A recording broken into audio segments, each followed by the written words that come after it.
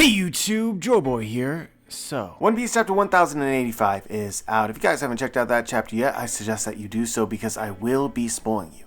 But now that you have, let's begin. You know, I shared an anecdote at the beginning of my last chapter reaction, which I said, like, the things related to the Nefertari family, the Void Century, their Poneglyph were some of the things that drew me into the One Piece community, period.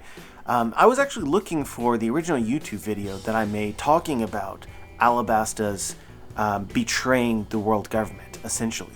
Because I know that I made that theory in text form, and that was one of the first ones that I took over to my YouTube channel. But as I was looking for it, I didn't find it. I was reminded of another anecdote to just show you how important these events are to, like, my One Piece fandom. You know, it's a weird thing. A lot of people who are other YouTubers might be able to resonate with this somewhat, but when you first start off, no one watches your videos, right? Like, anybody who watches it is a miracle, right? But you think you're the shit, that you're doing better than anyone else, and you're providing something of value.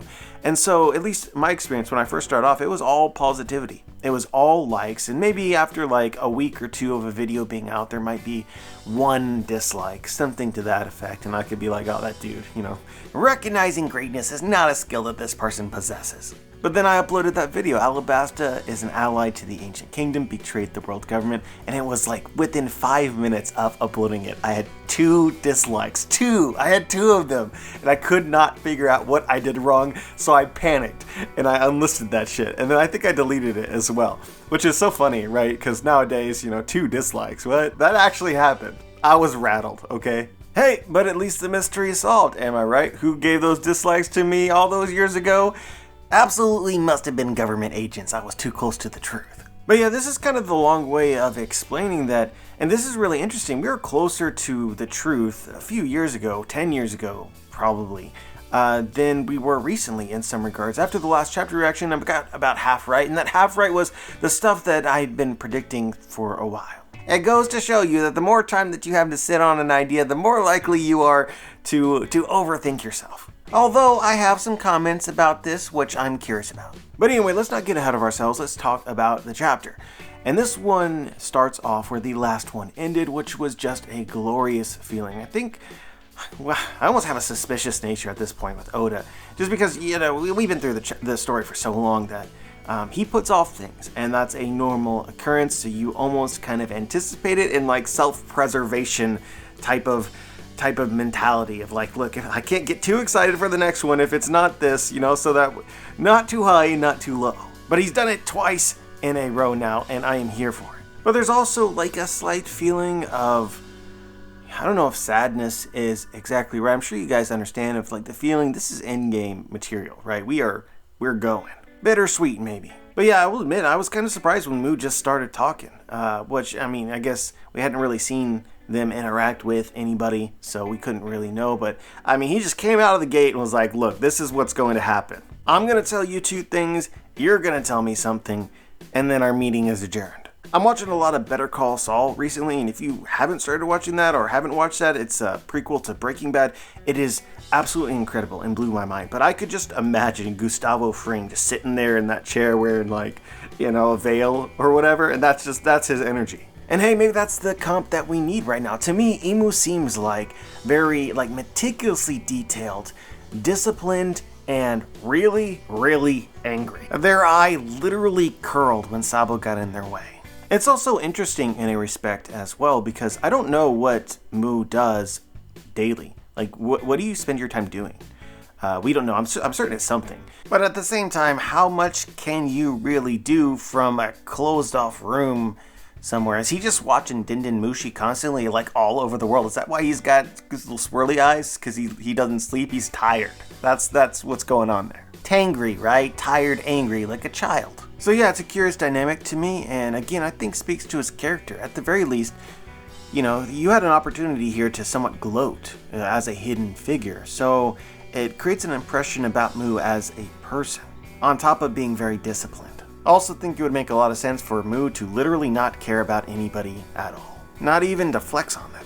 Every interaction is a waste of time, which substantiates perhaps a god complex of Mu believing themselves to be greater than regular people. But anyway, I would say the first real punch in the gut comes from Cobra when he realizes that Imu is a name that he knows and speculates, or outright confirms that Imu was one of the original 20 kings. Imu being from the Void Century and essentially immortal was a community speculation, one I really liked. It's just a cool trope, and it makes everything that's going on so much more interesting. We still have some questions as well, like, when the world government was founded, was Imu already immortal? This may not be the most important thing in the entire story, but I just find myself curious, right? Because we have something like the Opi no Mi, and the Opi no Mi can make somebody immortal, but the timeline here is ambiguous. It could be that when the world government was first created, the 20 kings were actually all equal. Maybe Imu even stabbed his sword just like everybody else around the empty throne. But using the power of the fruit, he became immortal, and then every other king died while he did not. And then suddenly, as one generation, 2 generations pass, that's how he becomes king of the world. It wasn't something that was initially agreed upon.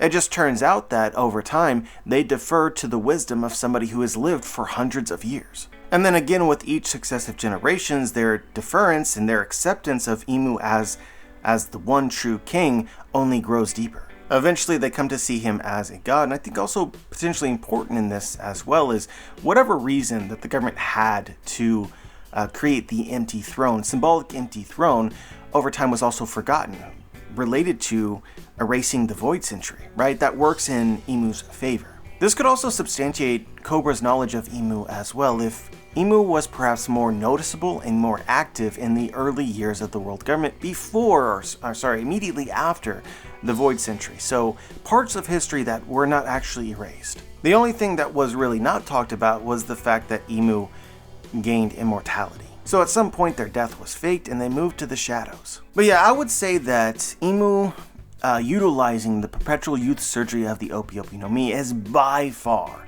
the most likely reason why they are immortal, okay?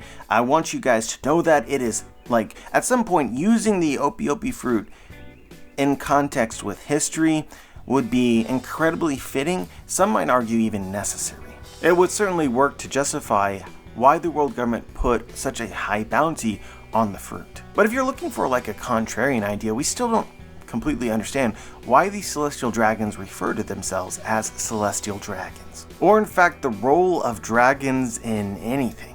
The world government is actively trying to recreate them for some reason, but we haven't yet been given the piece to sort of connect that to become relevant to anything. So while I understand that a lot of people, probably most people, aren't actually going to believe this, I do want to throw it out there that the Opi no Mi is a misdirect from Oda. It's a red herring. Doflamingo intended to use the fruit to mimic Imu's existence, but it is not actually, Imu didn't utilize that.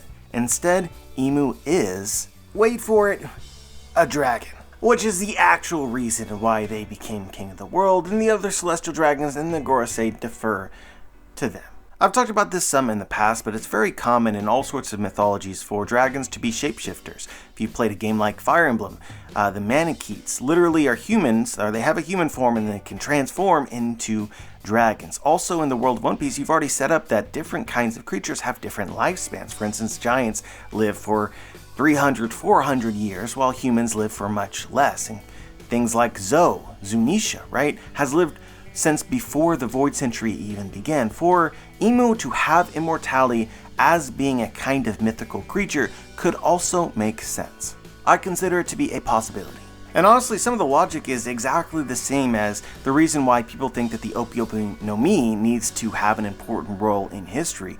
We need something about dragons related to events that matter, in my opinion. If you guys remember from like many years ago, before we knew exactly what Kaido was, we speculated something along these lines, but didn't end up getting utilized, which is that the idea of Kaido being the last of his kind and that being important for why he's angry at the world and wants to destroy it. So here, Imu could be the last of his kind or the only of his kind, and that's part of the reason why Imu is so angry. And while we're just going off here, another sparsely used idea is Chopper. The concept of animals having eaten human-related devil fruits. Like we saw in Oda's one-shot Monsters, which tells the story of Ryuma, which is, I'm not sure how canon it is or not. I think that it basically is, at least in some respects, but the dragon that appeared in that story didn't seem intelligent. It seemed more like a beast. So the missing ingredient could be a mythical human fruit. Perhaps a god fruit very similar to Luffy's. Also, it may be worth the thought that it could explain IMU'S weird eyes, also potentially his powers. Some of them. Now, I'm sure that there's going to be people out there that say dragons aren't that important to the story, and while, it could end up being true, but I think that what we've been given doesn't really suggest that. We've already mentioned that the world government has been trying to recreate dragons, but it's not just dragons. They also tried to recreate the dragon devil fruit that Kaido possessed, and that's the only known devil fruit that Vegapunk actually made. You have a character literally named Dragon, and you have two mysterious dragon statues, one located in Onigashima, the other circling Revujo Palace and Fishmen Island. It's curious to me that when we got Kaido's devil fruit, it was not revealed as classification dragon, it was revealed as classification fish. This, I think, matches with the statue in Revujo Palace that essentially dragons could be or were partially underwater creatures. And we're cooking already here because there's already theories existing that IMU might have powers related to the sea, and this kind of all works for me. But more than this, I like the idea, whether by one means or another, that IMU is prescient. He can see the future. Maybe not like future sight hockey, the immediate future, but like long term. As for what IMU spends their time doing, looking at the future and various possibilities would be my best guess. The only known character that we know of that can actually do this in the story is Madame Charlie from Fishmen Island. And yes, I just had a recording in which I completely forgot about Toki, and I don't feel bad about it. So a thought that I like is that within Fishmen Island, there exists a bloodline tied to dragons. Not 100% dragon, just dragon blood. And as we have like half human, half fishman, and half giant, half fishman, and all sorts of combinations of living races, thanks Big Mom, then everybody could be everything, technically. And from this spawns the special abilities that we see. First off, Madame Charlie, the ability to ascertain some details about the future, as well as the fishman's general ability to communicate with and command certain types of fish, including the most powerful of all these abilities, Shirahoshi, commanding sea kings. This could also potentially interweave with powers Momonosuke may have. We learned in Zou that only Momonosuke can command the elephant. Even Luffy, who probably possesses the voice of all things, can only hear it, cannot actually speak to it, nor break its vow. So the clever twist here is that this is not Momonosuke's ability, this is the ability of the artificial dragon devil fruit he got from Vegapunk. Essentially, the dragon is the king of all creatures, and the ability to command them is its ability. And so this actually gets pretty cool as well, because we know Zunisha committed some sort of crime during the Void Century, and what crime could it have committed from the standpoint or perspective of the Ancient Kingdom and Joy Boy? It's not entirely clear. But obviously if it was carrying the Fishmen, or carrying the Minks, I should say, and an ally of Joy Boy, then we would now understand what its crime was, and the one that ordered it to walk the world for the remaining lifespan that it had would have been IMU. It could also be if IMU was a relatively low-key figure leading up to the final events at the Void Century, that Joy Boy expected the elephant Zunisha to be on its side during that conflict. And then suddenly you have a power which can manipulate it, can control it, and Joy Boy lost a powerful ally, which could have contributed to his defeat. You could also go off a bit about technology versus nature. If IMU is a dragon that is supposed to be the king of the natural world, so to speak, then things like technology changing the world wouldn't want that, right? And I know we've gone off a bit here, and it's not necessarily related to the chapter, but I just want to finish my thought. The last thing which could be potentially evidence is it's hard to look at our present conflict and place the 20 kings into one of these slots. Right now it's difficult to parallel the past and the present. And the main reason for this, and the thing that I got right in the last chapter review, is that Nefertari Lily is a D. And it is very unlikely that she was aligned with a faction that could be considered outright evil at the time. So once again, to paint you a picture of my headcanon, you have the empty throne. I think before the 20 kings came together and defeated Joy Boy, the Pirate King, or the King of the World, sat upon this throne, and the world overall deem this to be a bad thing. As Cobra explains in this chapter, sitting upon the throne having a king is a great taboo. So I suppose what I'm saying here, it seems very unlikely to me that the 20 kings controlled the world before the world government was formed. They banded together, they defeated some great entity, the ancient kingdom, and it was considered just. Although it's likely that Lily had some reservations, which seemingly have been proven true. I suppose we need to make this argument now, but to me, I don't think that's fitting for Lily as a member of the D and potentially a subordinate or an ally with, friends with Joy Boy, for her to have been a spy within their enemy's organization. That's not how Luffy operates, and I assume that's not how Joy Boy operated. So if Lily became a D and was a member of the 20 Kings, I imagine that Lily was converted sometime during the final battle or afterwards. Which is why I say that Lily had to believe in their fight beforehand. So again, who represents the 20 kings in our present conflict? Is it the celestial dragons? No. Is it the pirates? I don't think so. Is it the marines? Again, I don't think so. What is the only faction in the current storyline where the actual constituent kingdoms actually matter?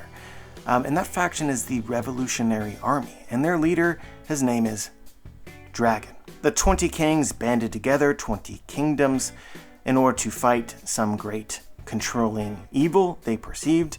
Well, isn't that what the Revolutionary Army is doing? And they don't have 20 kingdoms yet, they had 7, I guess it's 6 now, but you get the point. I would imagine before it is all said and done, more kingdoms will defect from the world government based on reveals that the Revolutionary Army may potentially make, and they may in fact join the Revolutionary Army so that by the time we get to the final conflict, there's actually somewhere around 20 kingdoms in the army. If there's a parallel to make based on what we know right now, that's the one I'd make. But yeah, once again, alright, the Opi Opi no Mi being the reason for IMU'S immortality is by far more likely. But if there is a twist to be had before we get to the end, I really like this theory. But we really have gotten ahead of ourselves at this point. Let's go backwards back to the chapter. Imu has 2 things to tell Cobra. And they begin with, D is the moniker of our ancient enemy. D is the enemy of God is something that's been prevalent since, I don't know, Dressrosa. There's a lot of things that we learned from Professor Clover during the speech in Robin's flashback in O'Hara that I can test, or I think Clover might not have actually known the truth of. But one thing for certain is that there once existed an ancient kingdom, and then, at the conclusion of the Void Century, this kingdom is no more. All records and trace of it are gone except for what's on the Poneglyphs, and the world government arises. This might just be the nail in the coffin, which confirms that the ancient kingdom were the D's. We already know that the Poneglyphs talk about the will of D and the meaning of D, so we already gathered this, but I mean, this is just confirmed at this point, right? The meaning of the D was erased in much the same way as the entire Void Century, as well as attempts were made on the Poneglyphs, all of which are related to Joy Boy, who is probably like Luffy is a D, Joy Boy was probably a D, it all comes back around. But Mu says this, the only reason that this irritation, the irritation of the D and the Poneglyph endures, is because of Queen Lily's grave blunder 800 years ago. Without this blunder, there would be no pirates chasing the Poneglyph in pursuit of treasure either. If it were not for Lily's incompetence, those vexing relics would never have been scattered all over the world. The release of Poneglyphs was the worst possible outcome for us. So one must wonder whether it was truly a mistake, or if it was actually part of some larger plan. As Cobra later reveals the contents of Lily's letter, which both state her desire for them to protect the Poneglyphs, as well as her secret initial, the initial D. Imu in this case is right. There is no way that it was random. They were betrayed by the Nefertari. So this is really subject to change. I want you guys to know that I just want to make sense of what we have right now to fill in the blanks, so to speak. So my current headcanon, as sort of suggested before, is that Lily went into the final battle as an actual ally of the 20 Kings. But somewhere during this battle was converted by Joy Boy to his cause. She saw some reason to preserve the Poneglyphs that Joy Boy had already created. In my mind, I imagine this as some kind of speech from Joy Boy or his allies. arguing for the benefits of learning from the past to create a better future. If Joy Boy had already created poneglyphs, then it's likely that Joy Boy already believed that the history would be erased and that poneglyphs would be necessary. In my opinion, Lily never actually fought with Joy Boy, but was in some way moved by the things that he had to say as they were defeated. And I think the first step for her was preservation of the poneglyphs, which wouldn't seem like a drastic move for perhaps somebody who believed that the history should remain. Even if she believed, just like the other 20 kings, that there shouldn't be one true king, and that to fight against the ancient kingdom would serve this purpose. So in my mind, this final battle occurs and the poneglyphs are gathered and ready to be confiscated by the world government, but Lily does something to prevent this, and then suddenly the poneglyphs are gone, disappeared across the world. For me, it makes a lot of sense for, at this stage, Lily to not yet be a D. In my opinion, a Luffy-like figure such as Joy Boy does not need spies and does not need traitors. I think Lily simply knee-jerked the protection of the poneglyphs because it felt like the right thing to do. I think at this point Lily still believed in what the 20 kings were fighting for and the eventual creation of the world government. Actually, maybe this is a better way of putting it. We know that even though Lily betrayed the world government, Imu never realized it. So in a final battle sort of context, it's very clear Lily did not fight with Joy Boy. Else Imu wouldn't be speculating that Lily's mistake was in fact treachery, he would just know that. Likewise, if Lily is aware of this final battle taking place, there's no doubt in my mind that somebody that Luffy would befriend would be very open about showing their loyalty to him, especially if he were about to die. So my conclusion is that Lily was never a D while the kingdom existed. And instead, perhaps the events that surrounded the creation of the world government convinced her that Joy Boy had been right or was right in some regard, or that his dreams were the same as her own, and so she took the D as part of her name. D being an enemy of God, especially since the Celestial Dragons went on to claim themselves to be gods, and Alabasta refrained from that, and also refrained from living in Mary Joie. I think that there was something very fundamental that Lily did not like. Anyway guys, that's my headcanon for now, and I do think that you should spend time to reread the Alabasta arc itself, because I think that there's things there that are important perhaps to understand the context of the Void Century. I don't think that it's going to be one for one the same, but you have certain factions, like for instance Crocodile, as this secret shadowy figure manipulating the pieces on the board, such that the rebellion or the revolution attacks the King Cobra in an unjust way. Vivi catches wind of Crocodile's actions and infiltrates his organization, believing at the time that pirates are bad and the cause of all of her country's struggles. However, her notion of pirates changes when she meets the Straw Hats, and eventually becomes Nakama. And because of their actions and their meddling, she learns the truth of what's happening with her country, and at the end, and I don't think Lily did this, at the end, tried to stop the fight, but it was already too late. So in my mind, guys, the 20 kings are represented by the rebellion or the revolution. They are fighting for something they believe in, but they are secretly being manipulated. In my opinion, at this time, and this is subject to change, at this time, Joy Boy is King Cobra. He is the king of the pirates, he is the king of the world, leader of what Clover refers to as the Ancient Kingdom. These revolutionary 20 kingdoms therefore are his constituents, his subordinates, his people, even if they despise him. Joy Boy is also a pirate, and the force that is manipulating the 20 kingdoms to rebel is another pirate, perhaps similar to Blackbeard and Crocodile. This person is responsible for many of the atrocities that the 20 kings believe is Joy Boy's fault, i.e. dance powder. As a side note, dance powder is a technology which could be related to why the 20 kingdoms went so far as to essentially go backwards in time. We were previously above Vegapunk level, and then society regressed. So perhaps this Blackbeard-like figure from the Void Century, who might also have claimed to be a D,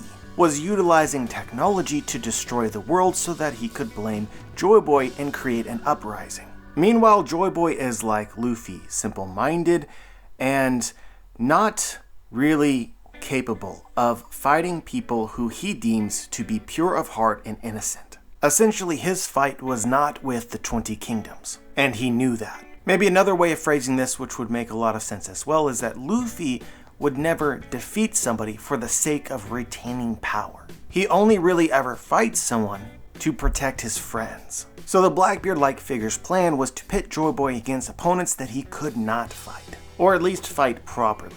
I personally think that the 20 Kingdoms, who founded the world government, were a very minimal threat to Joy Boy's friends, and were among the people that Joy Boy wished to protect. I think that this is evidence in the current story because a lot of Joy Boy's friends, for instance the Fishmen and the Minks and the Shandorans, etc., they're all still alive. Their kingdoms, in fact, still survived. The world government and Mu, despite obtaining power to control the world, didn't erase them. And I actually don't think that any of these groups went into hiding because the world government was formed. For instance, when you're looking at the Minks started living up on Zou before the Void Century even began. And I personally think that Joy Boy's promise to the Fishman princess of her era, Poseidon, was very similar to Luffy's promise to Shirahoshi, essentially take her up into the surface and see the forest, see the trees. Basically, allow the Fishmen to live up on the surface. So at the time of his defeat during the Void Century, again, the Fishmen are already in hiding underwater. And even when it comes to Luffy's more direct friends, those who carry the initial D, the world government has not killed them either. So I imagine this to be a complicated situation for Joy Boy, but he knew that he was being set up by this Blackbeard type figure. And the final battle itself was not just 20 kings versus the Ancient Kingdom and Joy Boy, it involved other factions just the same as we expect to see in One Piece. And so that includes this Blackbeard crocodile character.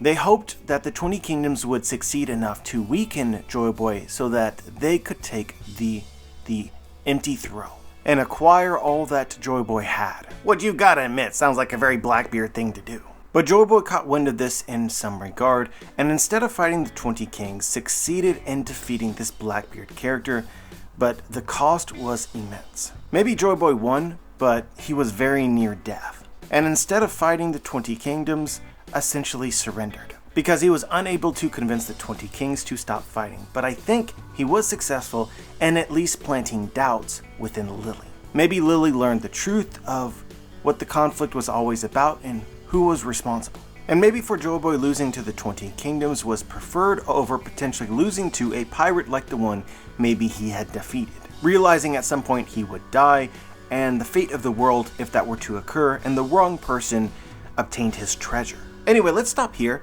We could obviously go further, but I just want to sort of plant within the blanks while they exist some understanding of what occurred, and just realize that with every new reveal is very flexible to change. But anyway, I think that we should address this just so that we're abundantly clear. In the last chapter review, we speculated that Lily was Imu, but that does not work anymore. It does not. If Imu was Lily, then they wouldn't need Cobra to read a letter written from themselves, right? This also throws into the trash can the idea that Joy Boy created the world government. Now, that's not to say that Joy Boy couldn't have done things. For instance, I believe that he created the Poneglyphs before he died, meaning that there was some knowledge of his imminent death. And with all the prophecy stuff in One Piece, that's totally plausible, but you know, and could have still redesigned the world, the Grand Line into a pirate game, totally feasible as well. But creating the world government, no. However, the reason why I always liked this theory, I felt like it addressed a question that is very difficult to address, and that's the fact that poneglyphs are scattered around the Grand Line, and it seems like all the important ones are untouched. Specifically the road poneglyphs, like the vast majority of poneglyphs themselves, the world government has been unable to find in 800 years. And it worked for me that Imu secretly had the same agenda as Joy Boy. That's why he left the game intact. But I don't think that makes sense anymore. And so I think that you should expect, and I hope this is true, that Imu has just realistically been unable to find the poneglyphs. This works for me, actually, in a couple ways, if you want it to work. First off, if Imu was one of the 20 Kingdoms and not a pirate, he was never a master of the sea, and so would never have mastered the adventuring part of what makes finding the poneglyphs really possible. The other aspect is that even though the Ancient Kingdom lost, and Joy Boy potentially was a pirate, pirates still existed afterwards and congregated in the Grand Line. So they still acted as barriers preventing the free search for poneglyphs. Along with the crazy weather, and as well, the Sea King seemed to have some order from the distant past, from the previous Poseidon, to basically stop people from easily traveling. So long story short, IMU and the world government have never been great at finding them. However, I think after 800 years, and specifically with IMU viewing poneglyphs as is described in this chapter, he has to have some. It's really hard to believe that after 800 years they have none of them, which would make it perhaps required for the Strats to return to wherever IMU has stashed whatever poneglyphs they've been able to find, perhaps in Revujo, before we truly understand all that occurred during the Void Century. I think the only way to get around this is if it's revealed at some point in time something was covered up where perhaps Gold Roger managed to infiltrate Revujo, find where the poneglyphs are hidden, and re-hide them, which is plausible. But yeah, I would definitely say that I prefer the first interpretation here, because if the poneglyphs remain hidden, the Strats aren't going to adventure the Grand Line multiple times to find them. So it's much easier if they found poneglyphs all the other factions were unable to find, and then by defeating each one individually, you accumulate all of them. And even through defeating Big Mom and defeating Kaido, we are not even close to having enough. So it would work for the world government to have pretty much like half of them. Unless all that really mattered was finding the road poneglyphs, since Roger found the rest of them and recorded them. Which is kind of what he suggested that he did in Skypiea, but I'm not too sure. I feel like the government had to have some. But anyway, we continue the chapter and Sabo has appeared and he's eavesdropping.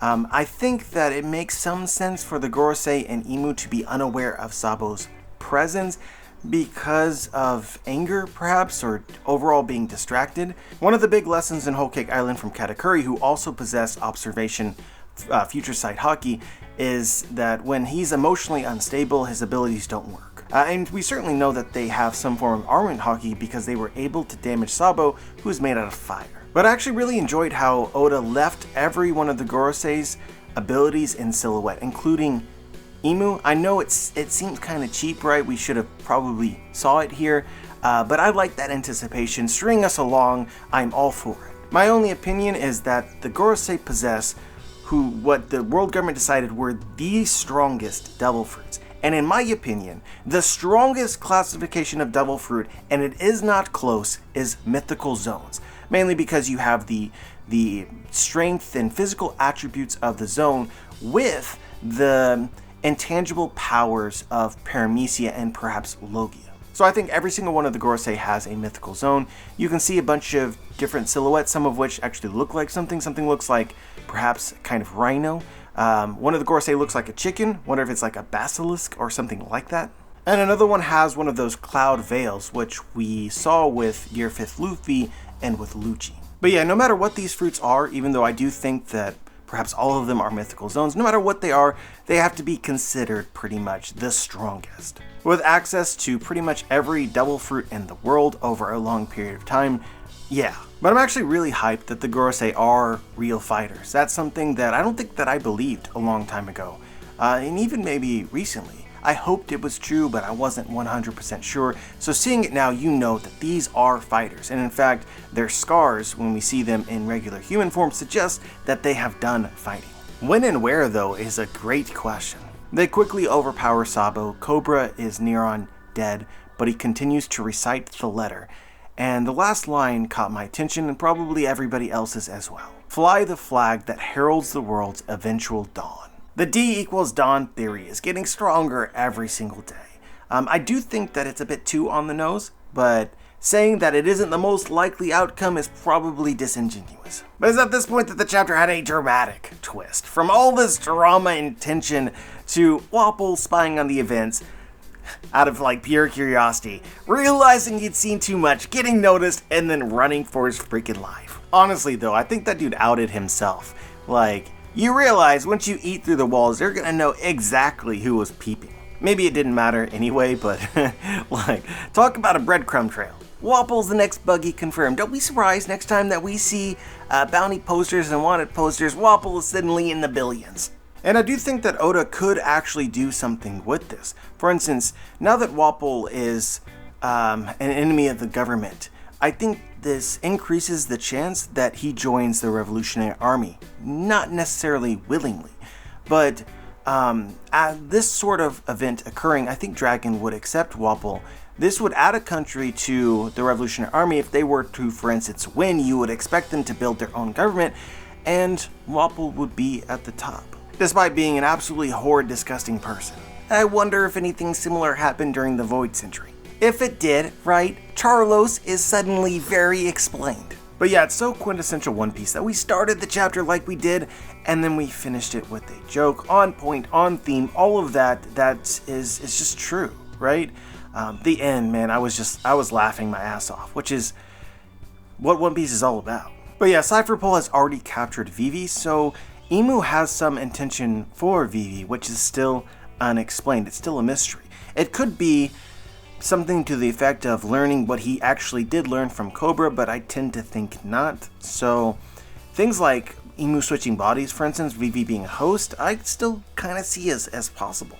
But we can't really know quite yet. Another thought which I think would be fitting is Imu knows about the connection between Vivi and the Strides and simply wants to discuss with Vivi about the Strides, believing that perhaps Luffy is becoming or has become Joe Boy. Another thought is that if Imu knows about the connection between Vivi and the Strides, he essentially knows that Vivi is a pirate who is also the queen of her kingdom, or soon to be. That could be a dangerous combination in Imu's mind. But I thought it was great that she was captured and bound and tied up and was totally chill about it. Agents of CP9 were there, like, hey honey, relax, it's cool, we're just doing our jobs, you need to be prepared to be someone's pet in the future. And she's like, is Shirahoshi okay? And they're like, yeah, Shirahoshi's okay. She's like, oh, thank you.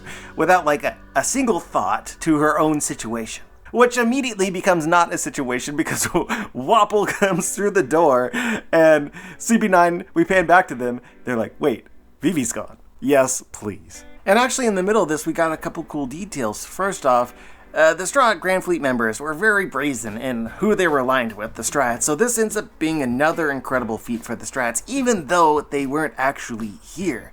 And then we also see that Fujitora actually got in the way and allowed for the Revolutionary Army to free the slaves, which points to Fuji, alright? You know, I knew I liked that guy. I still think he might be an enemy at some point in time, but still, good job, dude. Meanwhile, Ryokugu loses points for not being okay with this. But yeah, I suppose that's the chapter in a nutshell. Obviously, there's so much more that we can discuss, the implications of everything. Honestly, guys, this chapter overall is a huge dub for my various headcanons. Even if we take a step back some places, we've locked into place things that we've been taking for granted as speculations for a long time, and I'm all about that. We're moving forward, progress. But I'm really falling in love with these theories that analyze past events in One Piece to the events of the Void Century. I'm starting to feel, I mean, I thought this before, I think this even more strongly now, that everything in the story of One Piece was purposeful and says something. It contributes in some way to understanding how the events unfold at the end. Basically, Oda just wizarded that shit the whole time. So I didn't even talk about Noland and Kalgra and their conversation about gods, but I could. So maybe we'll address this in a video sometime soon. I'll just leave you with some questions like, why did the Celestial Dragons decide to become gods after abdicating the empty throne? Why did they think that that was important? And what is Oda trying to say? You can even go so far as to speculate that that's the reason why Lily adopted the D initial. D are the enemy of gods. When the Celestial Dragons decided to go become gods, Lily said, nope, and then maybe started to believe herself to be a D. That maybe the world wasn't yet ready to become its ideal version, or something like that. But the most important concept, or a important concept in the Nolan and Kalgra flashback is progress, and how Nolan defines that, and how the Shandians seem opposed to it. And I think that you should think about this in the grander scale of One Piece as well, that because of the Void Century, the world has not been able to progress.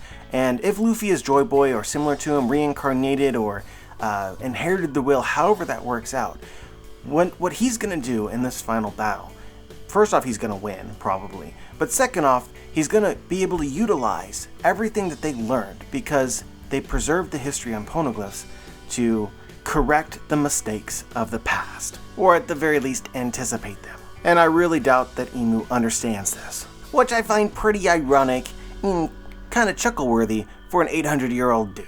Or maybe they simply believe because they lived through the Void Century and they retain this knowledge that they alone are going to be able to correct the mistakes of the past, and obviously he has not read enough shonen manga and the power of friendship, clearly. But yeah guys, totally spectacular chapter.